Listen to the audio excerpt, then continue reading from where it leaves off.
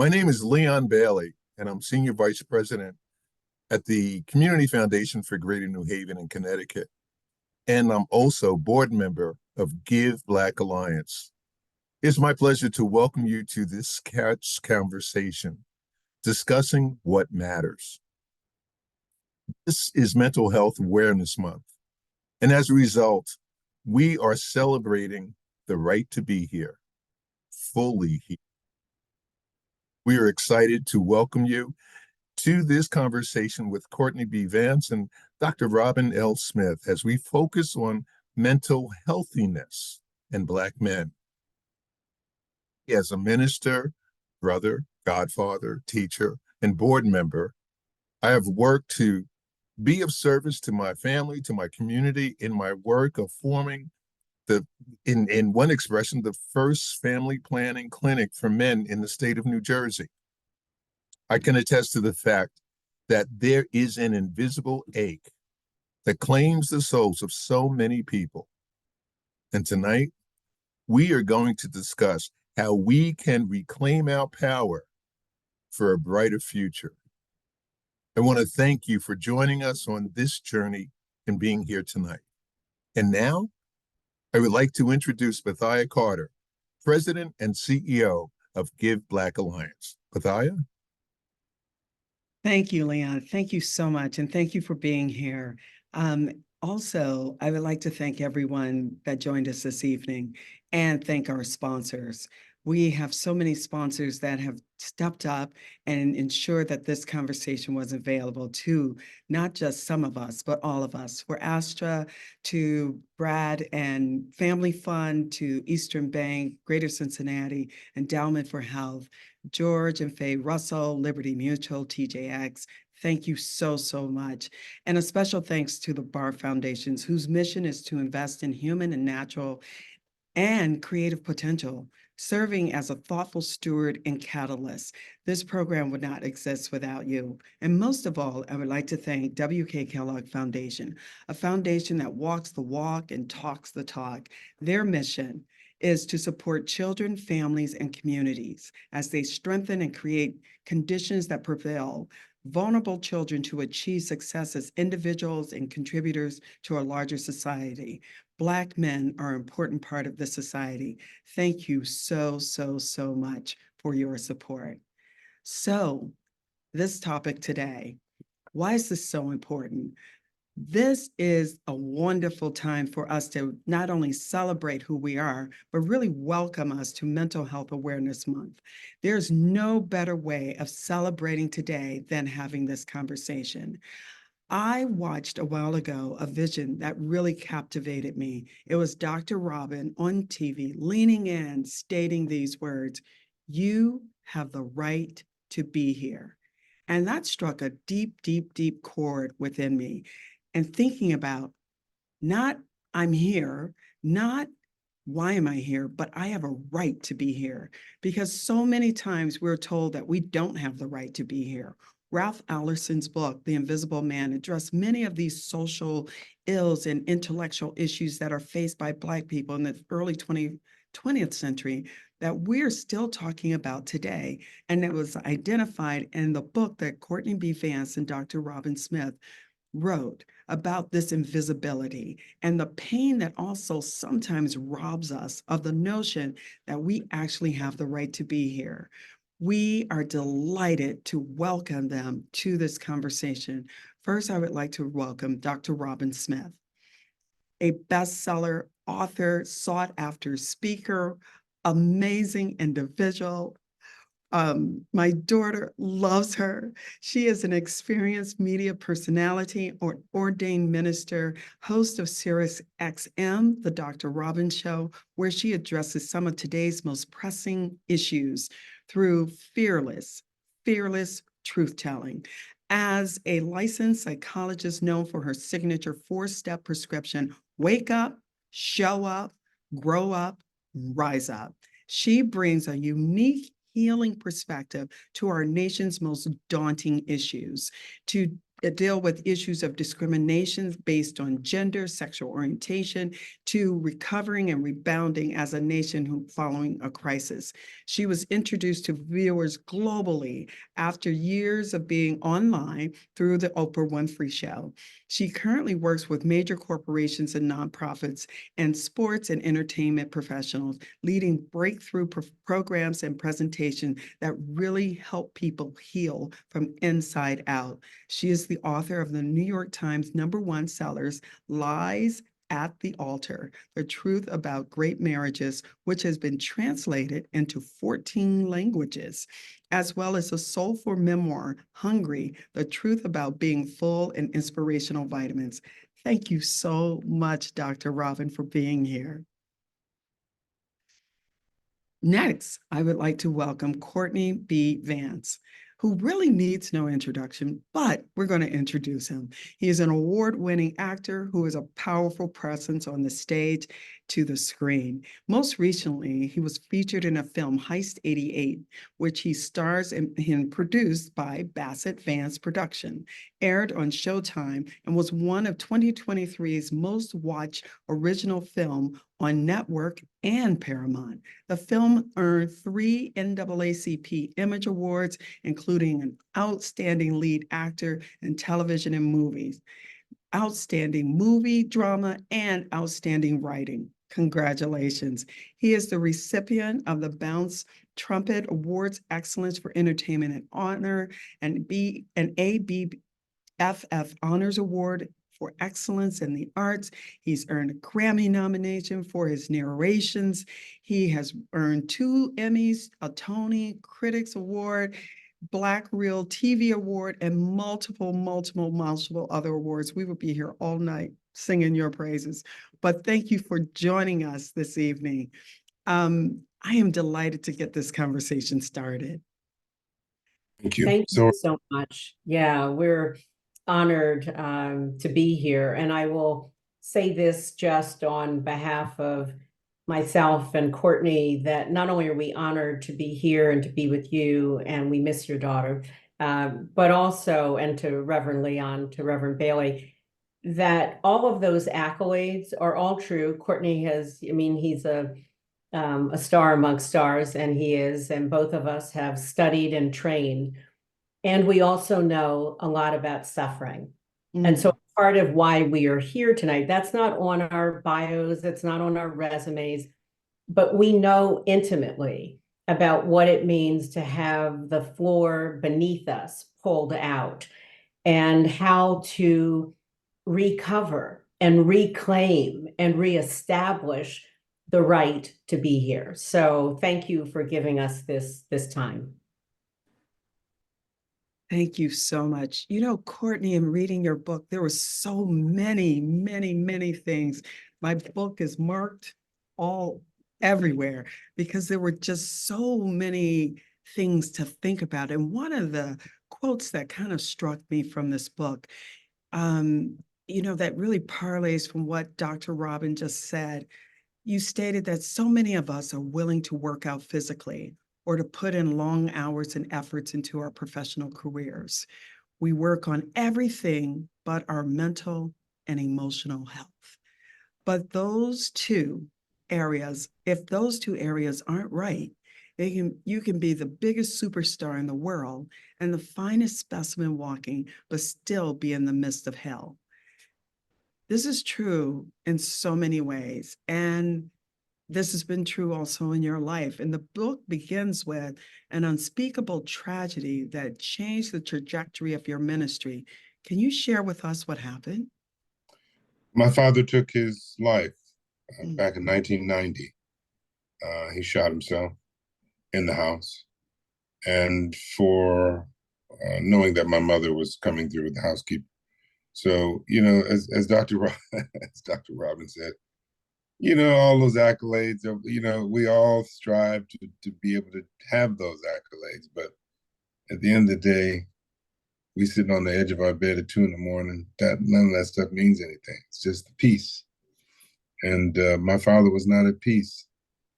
And I, for the longest time, Pathia, and as Dr. Robin L. knows, very well, was able to achieve my way through and around all the drama that was swirling inside the house. And there's no perfect marriages, there's no perfect people, and my parents were going through, and my father couldn't do it.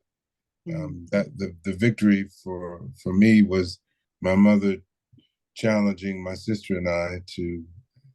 That happened. He did that. No judgments.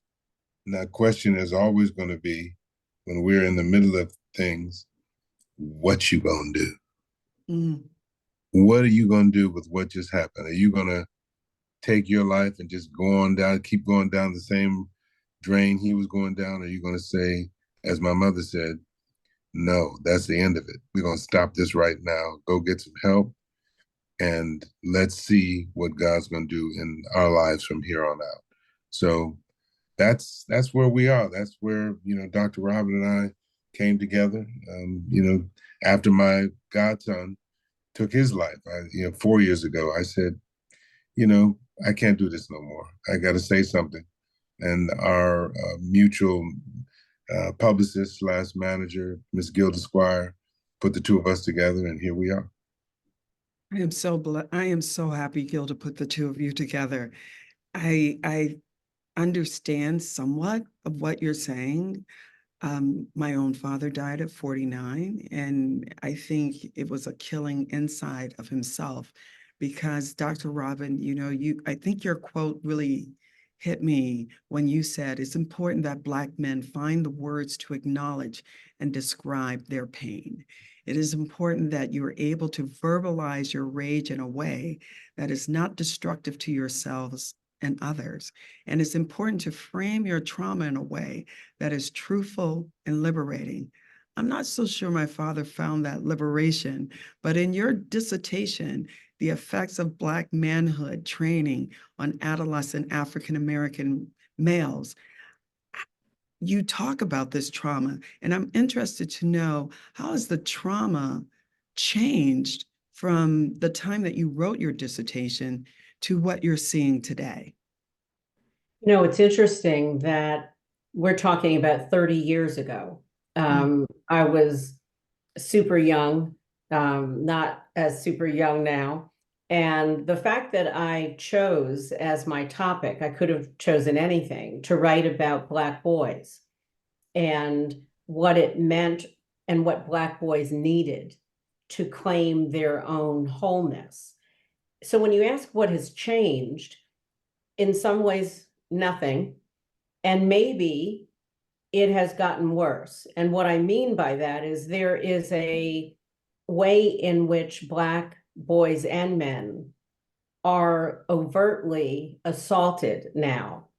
That doesn't mean that there weren't murders and killings of Black young people or Black older men. Of course, that's been happening. I mean, lynchings, that's what we're talking about. But we didn't have television. We didn't have social media. And so now we look at whether it is George Floyd's murder or Ahmaud Arbery, or the list is too long.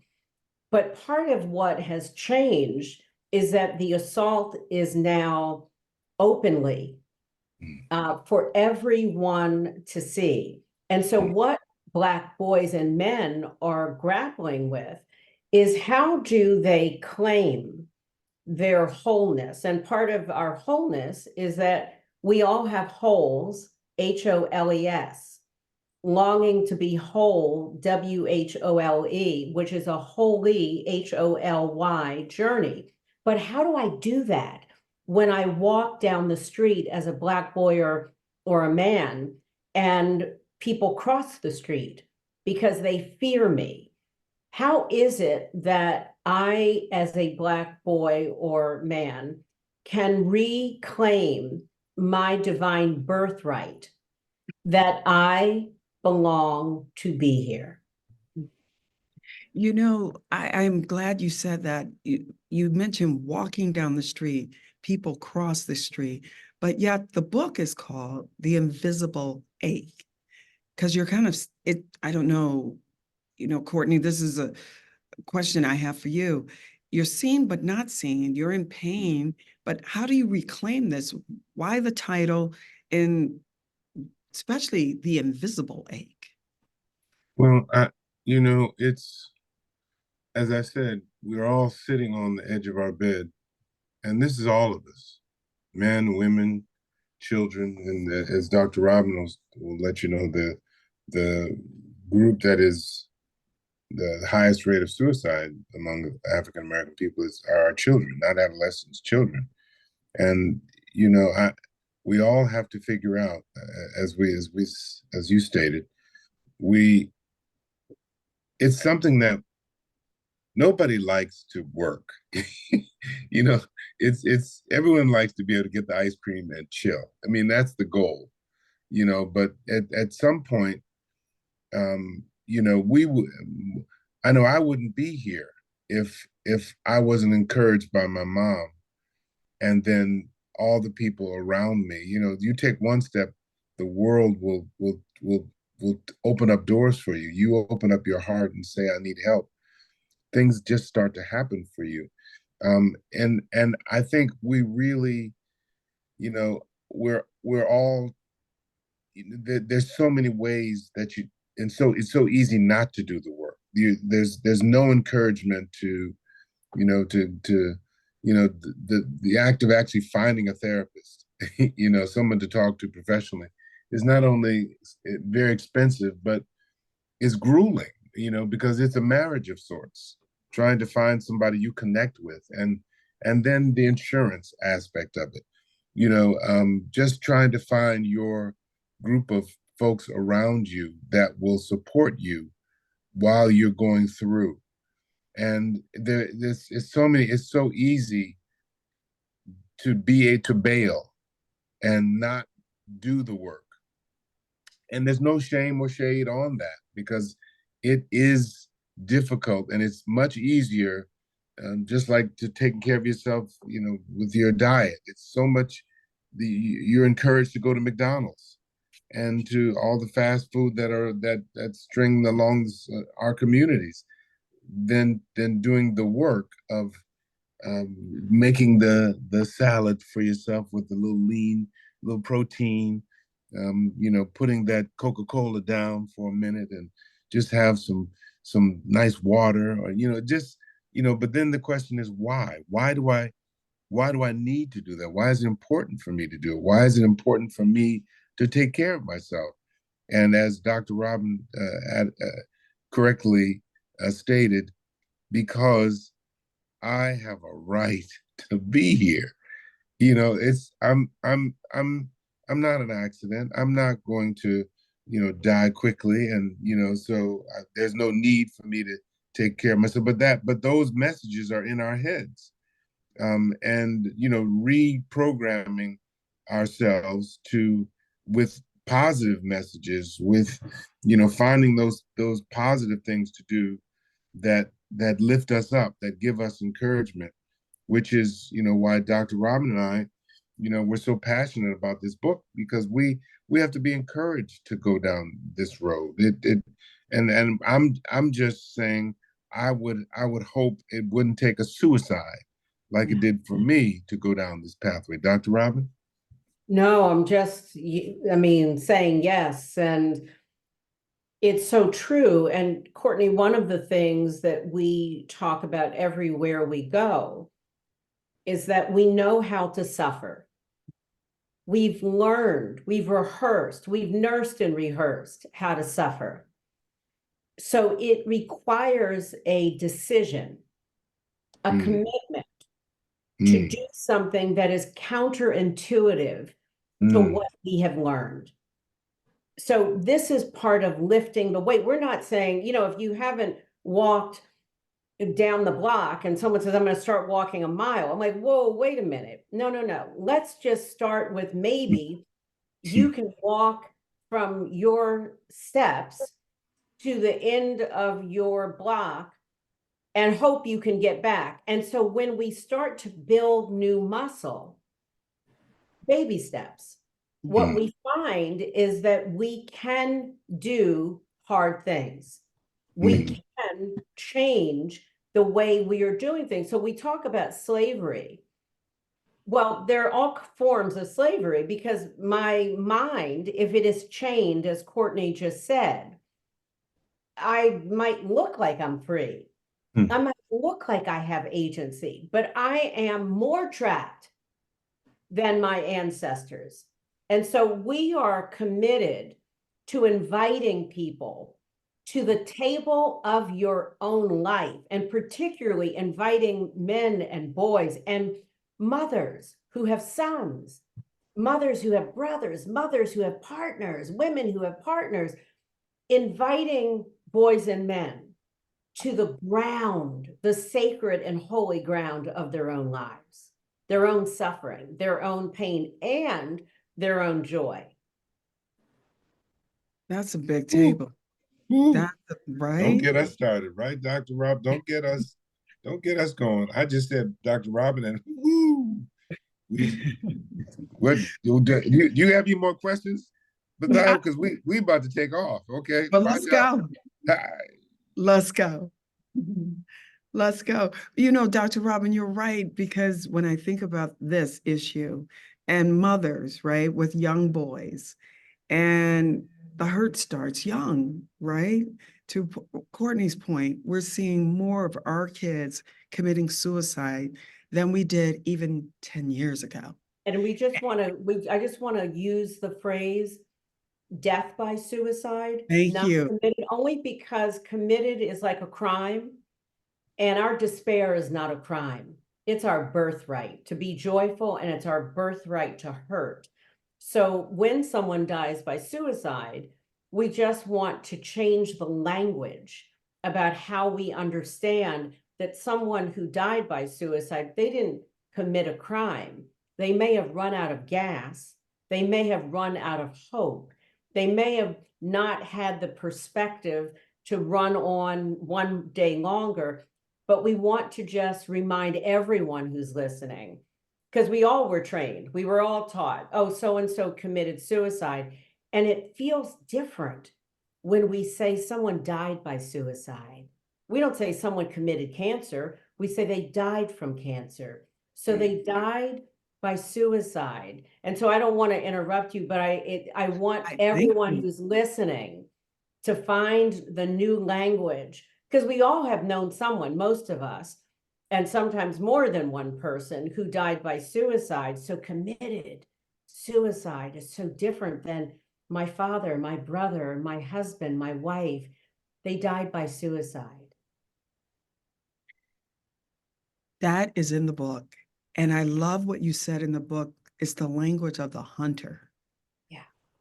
Yeah. The lion story will never be known as long as the hunter is the one to tell it. The lion story, it's an African proverb, will never be known as long as the hunter is the one to tell it. Hmm. And let's talk, right? Let's talk about this hunter, because this hunter is going after souls and forming thoughts on what is masculinity, particularly Black masculinity. And there are parts in the book that I read that sometimes you feel like you're young, you're Black, you're gifted, and sometimes ashamed, because the language says, again, how you're walking, how you're acting. If it's in a certain way, it may be seen as acting white. It may be seen as you're not being true to yourself, or you're selling out. Courtney, you talked a little bit about this when you were talking about going to schools and starting to question, who are you? So to me, this is part of language. This is part of maybe the building of the rage. How do we reframe that to capture the beauty of us, that we're all those things and more? You know, our community. We had an event at our house a couple of days ago just to encourage folks on the journey folks of color on the journey toward from high school to college, and encouraging one another. We found out that this is the first time that an event like this has been had to actually at this school, to encourage the folks of color, that and not only encourage them but provide them with resources so that the underclassmen don't feel like they're starting all over again. So we're trying to empower ourselves with which is why we have to talk, which is why we have to share. We're trained, especially as men, to stiff upper lip and I'm I'm good. How you doing? I'm good. You may be good, but you on the outside, but on the inside, you're not. And so the retraining and reframing of our minds, of our families, of our communities, that it's okay not to be okay, and then where do we go with that? Who can we? We're trying to start an organization to help the people of color at our children's school. Yes, the school has organizations and has places and has counselors, but we don't always want to talk to those folks. And so where do people go who don't want to talk to those folks? And there's a vibrant, large community of people, alumnus and parents, secondary communities that really are there. And if we can be there and encourage and help with students, that only helps the school. So we're, and it's no different in our community, in our larger community. We have to, as Dr. Robbins says all the time, that you may not be able to afford a therapist, but a professional psychologist, psychiatrist, but you can talk to your barber, and you can talk to your hairdresser, and you can talk to your girl when you go in grocery shopping, and or go shopping, or whatever you have whatever your rhythm is, finding some positive things to do. What brings you joy?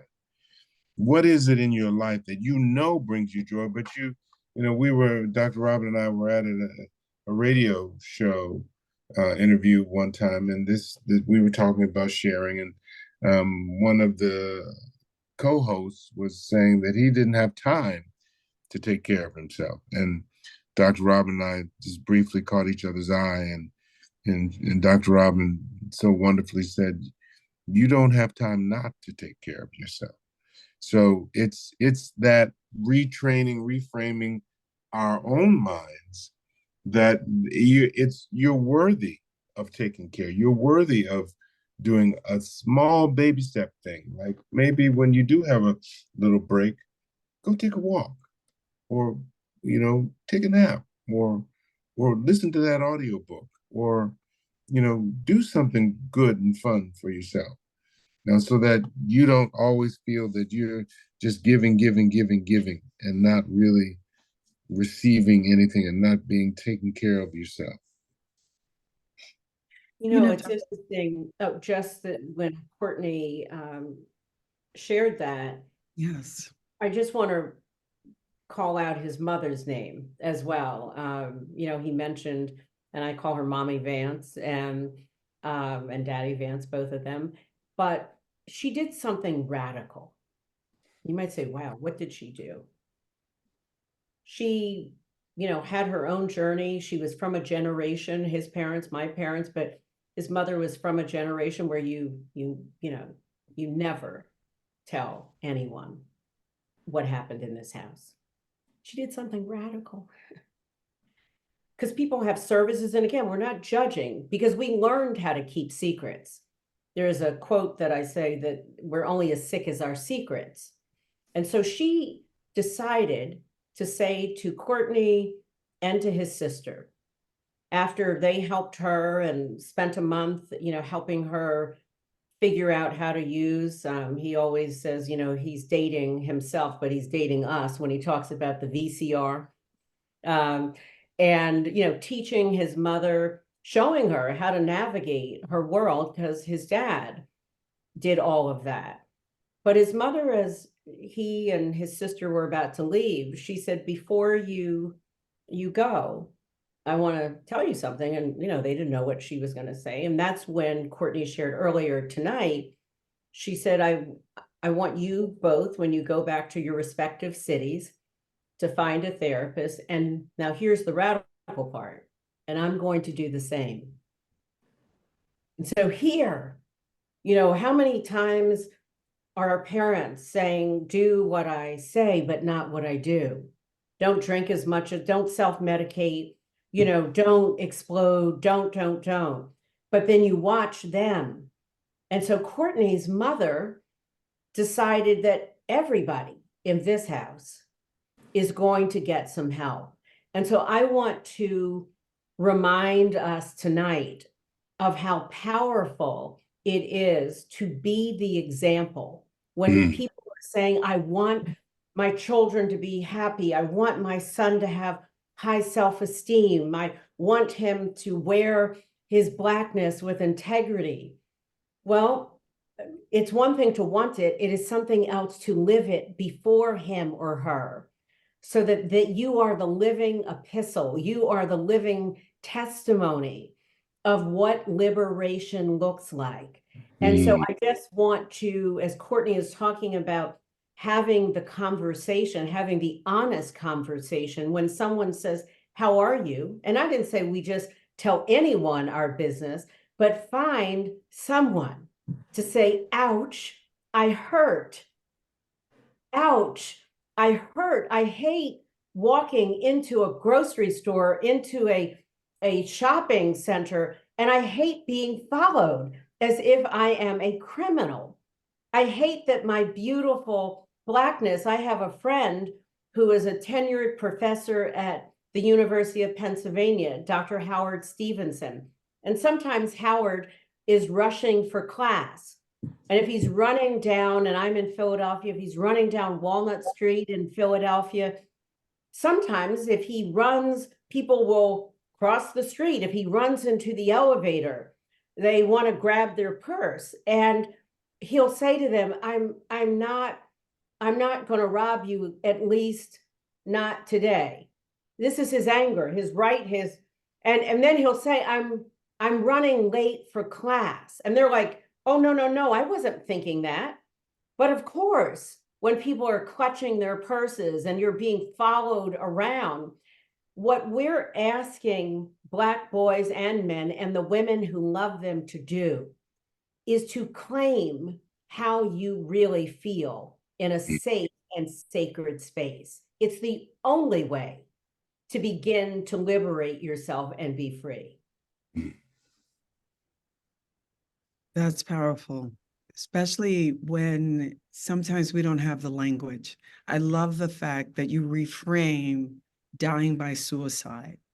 And just to take a moment to have that sink in, reframing how the hunter has trained us to go inward and become invisible. I think when I think about this, I think about actually yesterday was the 15th year of my mom's anniversary of my mom's death. And there's a grief that comes with that sometimes takes you by surprise. And it's a beast that kind of is intertwined in our mental health that sometimes you don't know how to find words for that. You don't know how to model what you're talking about. How do we even start? How do we stop? How do we start showing up differently or allow grief to show up differently? You talk about posturing in the book or taking off the sunglasses, but what are those baby steps to get started? How do we do that?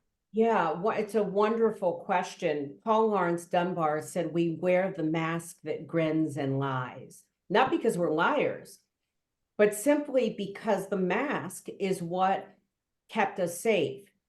And Courtney talks about this often, that what kept us safe in one season of life, we are grateful what kept us safe, but we could have used its usefulness. We've outgrown its usefulness. And so it's important to know that step one is really to admit to yourself how you feel. I was on the computer a couple of months ago, and we get those, the thing that says, are you, I am not a robot.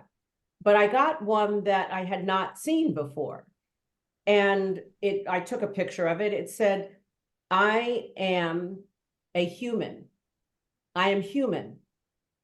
And so there's something about that first step of reclaiming your whole humanity, your wholeness in the family of being human, particularly when we were told that we were only 3/5 of a human being. And so we might say, oh, that was then, and this is now. I mean, we're talking to this audience where there are people of all different backgrounds and means and success by the world standards, but there is that old tape that threatens to tell us that we are not fully whole. And so I want to remind us all tonight that the hunter is not only external. The hunter is external, but then it got in my head. It brainwashed me. It made me believe a lie instead of the truth. And so the hunter also has to be dismantled from the inside out so that the external world cannot any longer dictate how I see myself. That's deep. That's hard. That's a lot of work, especially in a world where you're told you've got to show up. Your parent dies, you come back in a few days. Your child dies, your child gets sick, you come back in a few days. You need to be on Zoom. You need to be on text. You need to be somewhere for someone somehow, but not necessarily for yourself. And Courtney, I know that's something that, even when your book opens, you're in the middle of a play and you were supposed to be somewhere. How did you change to make that shift to go to that place where Dr. Robin's describing? Well, I didn't do it on my own. But my mother, Mama Leslie, challenged me and my sister, Cecily. She said, I want you to get help when you go back home.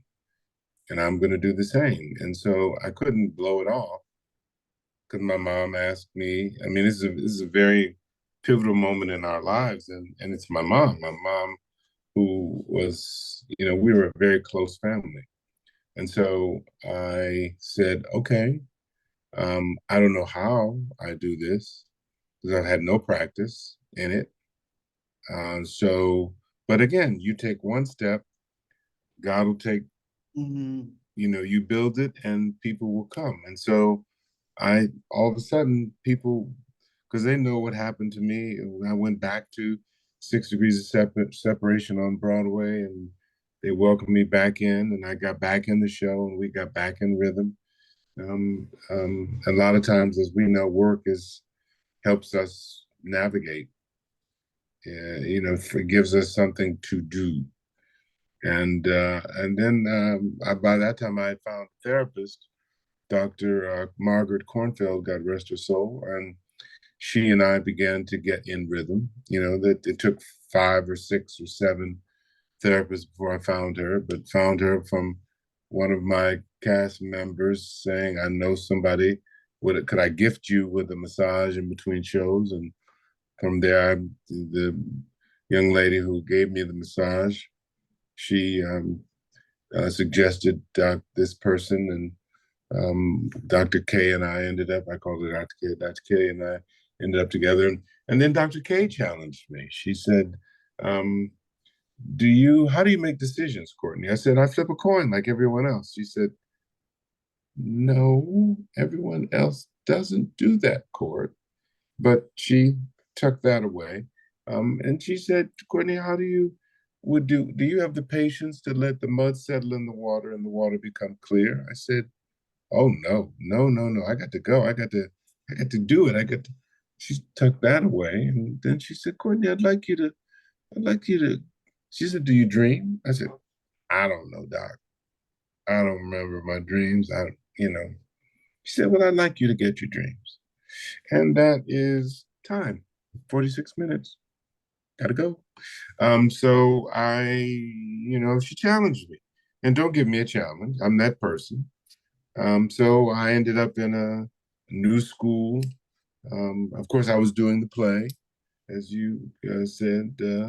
I was working, but I told my stage manager that I feel a cold coming on in about a month or so, and wink, wink. And so I went to the seminar and found out how to get my dreams, and came back a month or a month and a half, 2 months later to Dr. K's session and with 35 dreams, care of Gail Delaney's Breakthrough Dreaming seminar and book. And Dr. K said, of course, Mr. Overcomer, Mr. Overachiever. And so we started working through my dreams for the next 3 years. And so no editing, just here. And Dr. K was able to see, wow, okay, Court, let's go to 2 times a week. Because she started to see things. Court, let's do 3 times a week.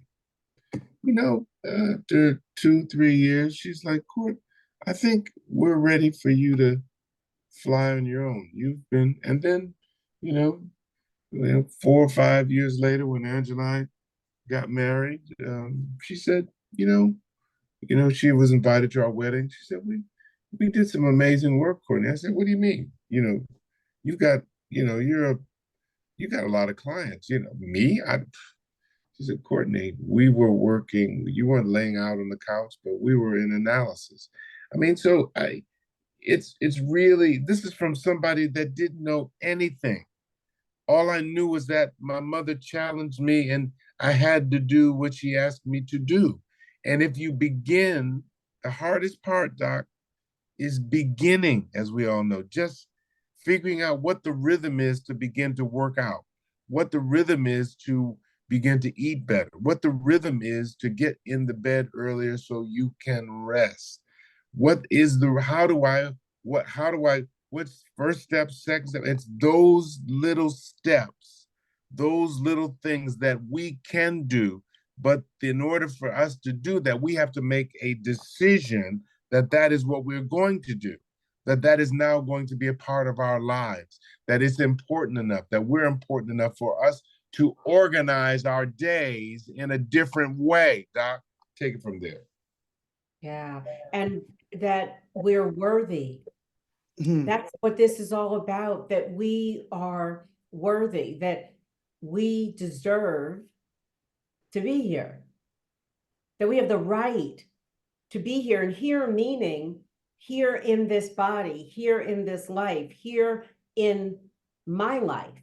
What does it mean to live life? So as Courtney is saying, we were doing an interview and Courtney said before we started, he said to the interviewer, do you have just a minute before we start? I would like to get some water. And because of how my mind works, Courtney went to get his water and he came back and I said, and this is precisely what the invisible ache is about. Because what would have happened if Courtney had decided to remain thirsty? And not just physically thirsty, but spiritually and psychologically thirsty. And so how often do we hold ourselves from getting the water we need, from going to the bathroom? I mean, women are famous for that. It's 8 o'clock in the morning and I need to go at 10 and it's 2 and I'm like, I still haven't gone to the bathroom. In the book, I talk about pee first. So we're talking about drinking water. I mean, small things that are huge, going to the bathroom when we actually need to go. These are small ways, and beginning to eat something that is life to us instead of death, just to remind us that, the diet, and Courtney and I are both in the entertainment industry in different ways. And people talk about, there's just trash out there, and there is some trash, maybe too much, and there's a lot of political stuff going on. We won't even go particularly down that aisle right now. But what's important is that people don't start off eating trash. They don't start out watching trash. They don't start off eating garbage. Garbage smells, but if I can begin to eat a little bit of it, and I can begin to think that the stench isn't so bad because I'm now familiar with it, that thing which is deadly to me can become too familiar. And so part of what we're talking about is you have to make the decision to become uncomfortable with doing things that are, and that's why I said that are counterintuitive. That means that's just a big way of saying, if you're used to garbage, good food isn't going to taste the same. If you're drowning something in ketchup and in salt, then when you eat it healthy, you'll think, oh, this is too bland. But when you train your body, your brain, and your spirit to take in small pieces of health, you begin to build the muscle of liberation, of strength, of resilience, and as Courtney said, of joy that is absolutely your divine birthright. And it takes time. It just, Yes. and everything that is going to, just because you can't have it right away, it doesn't mean that it's not working, or it's not going to work. Well, we've got to find things to do while God is doing what he's doing. The main thing is that we make a decision that this is what the pathway that I'm going to go down now, and let the chips fall where they may. I mean, that I was talking to my wife's cousin, and he was, we were saying, he said that he had there was a noise in his car. I said, well, how long has that been going on? Well, a week or so, maybe two. I said, well, what is it? I don't know. It's just, I said, go to our mechanic, just drive down. Our company manager called ahead to our mechanic. He's coming. I know you're about to close, but could you just stay up just a little? And he went down. He said, you cannot drive this car. It will stop on you. And it was. I said, the car is a mirror for our body. So as soon as we feel something or notice something, say something. But that triggers in my mind, well, do I have a doctor? Can I afford to go to the doctor? Can I, do I like my doctor? So we end up not doing anything because all those other little reasons why it's not an optimal time for me to take care of myself. And then that little thing, that little loosening of the belt in the car becomes an engine that is now about to fall out. And that $15, $20, $30 fee is now $5,000. So that old adage in the commercial, you can either pay me now or you can pay me later. So But that was a question there. We have so many questions, but you've touched on that issue of worthiness. And, speaking of worthiness, we're reminded in the chat that today is the 30th birthday of Ahmaud Arbery. And what a fitting tribute for us to talk about, not only taking care of ourselves, but taking care of our community. And this conversation is critical to that. One of the questions in the chat is, speaking of taking care, there's a spiritual part of this. Courtney, you belong to a Kojic church in West Angeles. And the church has kind of been there, but how does the church figure into this conversation, and how can the church encourage some of these themes amongst their congregation? Dr. Robin and Dr. Robin will pick up, and I'm going to let her run with this, but it's the church is where, if we're all sick, okay, we all need the spiritual help of Jesus. We're all sick in some way, shape, or form. And if you're sick, the place to go is to the doctor. So we're in the right place. Everyone is in need of help, spiritual help, emotional help, physical help, mental help. And so, that we've done several book events, discussions at churches, and it's always because we get there's 2, 3,000, 4,500, whatever. We have a very large African American audience there, and so but the church is nothing but people, and as I always say to myself, if it wasn't for the people, it would be a wonderful world. You got to deal with the people. And, we are in our minds, we've got all those things associated with mental wellness and suicide that, you'll be damned forever if you die by suicide. And, so people don't know what to say. They don't know what to do.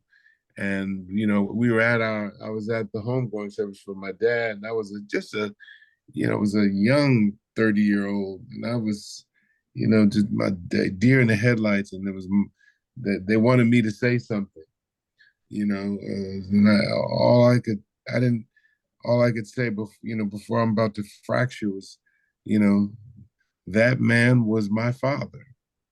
He was everything. He still is everything to me, and that, I am where I am now, but and thank God I'm not I'm not where I want to be, but thank God I'm not where I was. But there's so many people who are dealing with, these a loss, and because of the journey toward wholeness is different, is unknown, is untrodden, then it's all about getting ready for the next thing. And God is not going to position me for the next thing till I got to go to kindergarten. And after kindergarten, I got to go to first grade. You ain't going to deal with 12th grade things when you're still in kindergarten. So I've got to just begin, as painful as it is. Yes, a suicide happened, or a death happened, or, whatever. You by just saying I'm all right, you're not all right. You just don't know what to do. And we're saying, take the time and find out what it is that I need to do to get to the other side of this, so I'm ready for the next journey. Doc? Yeah. So it's interesting about the church, I mean, which is, Courtney and I both say, we're in it, we're part of it. So we can talk about our family. You can't talk about somebody else's family, but we can talk about our own. And one of the things that could help, when you're in the chat, the question is, if the church became more transparent about what it is. As Courtney just said, it's a hospital full of sick people, including the pastors and the leadership. And so I often will say that pastors often are made to lie to get their job.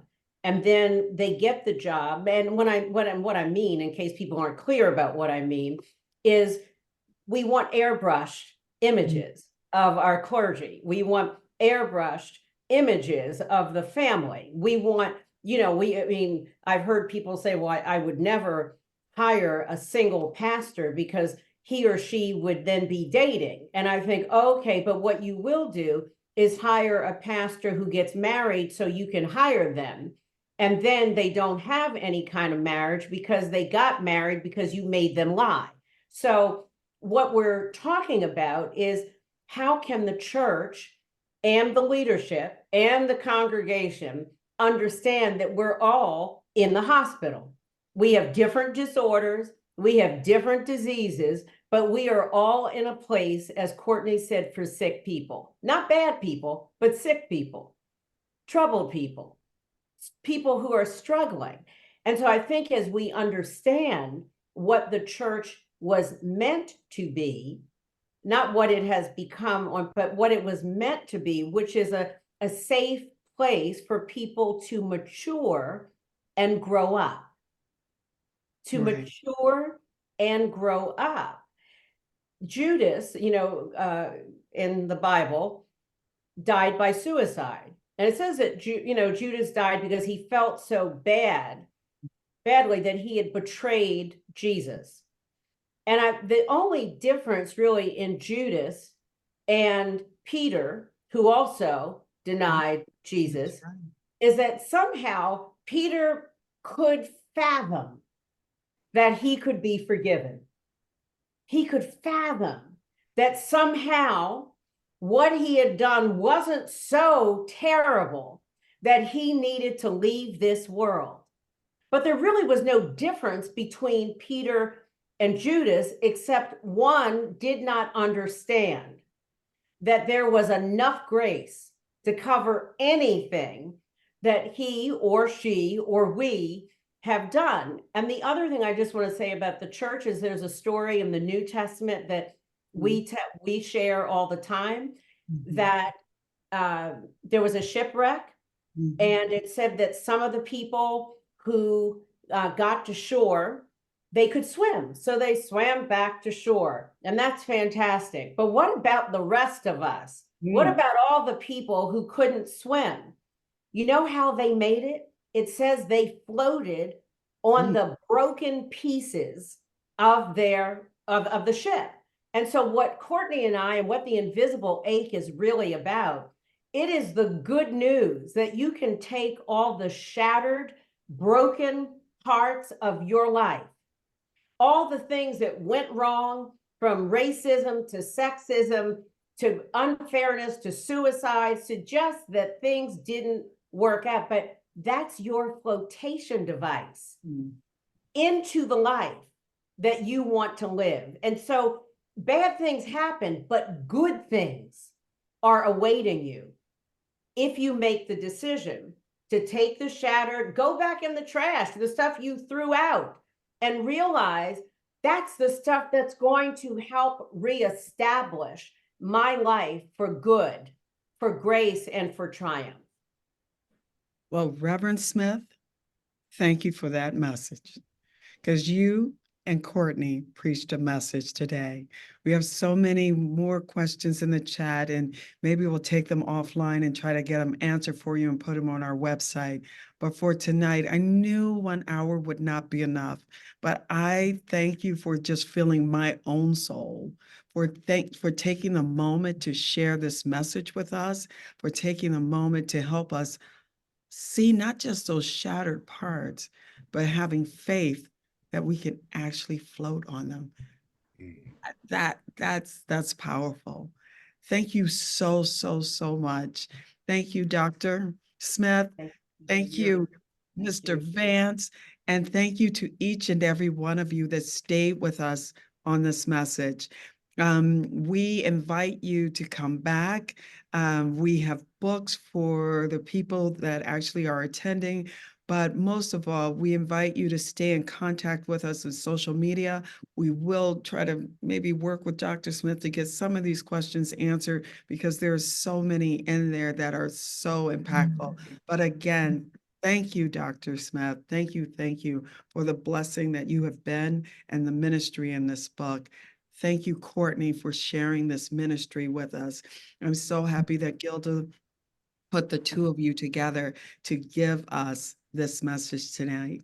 And Thank you. folks. Thank you so much for shepherding us on this journey. Yes, And thank you so thank you much. for the audience. Thank you for being here and bringing your spirit to this work and bringing your full self to this conversation. We want to thank our sponsors. And with that, we will say good night.